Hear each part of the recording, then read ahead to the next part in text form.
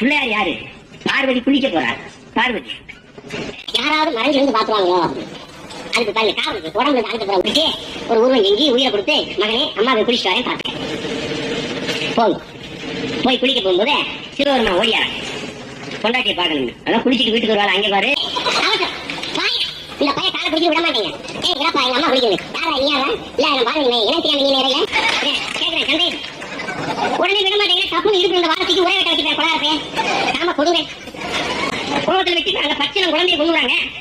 ஐயோ நாளை ஓடியாராவ என்ன என் பிள்ளை கொண்டு என்னமா நீங்க சொல்ற யாரும் இடையில இந்த மாதிரி கலங்க நான் அடுத்த உருட்டி செஞ்சு வச்சுட்டு போனேன். பிள்ளையாரு சராசரி ஒரு குழந்தை 3 கிலோ எடை இருக்குன்னா பிள்ளையாரு எப்படியும் 6-7 கிலோ இடையில இருப்பாரு. ஒரு 6-7 கிலோ உருவஞ்சிற அளவுக்கு உடம்புல அழுக்க வச்சுக்கிட்டு ஒரு பாண்டை சிரிக்கிய இந்த பழனி செய்து கும்பிட்டாங்க. அந்த பாமர மக்களை நான் எங்க போய் குறைக்கிறேன்.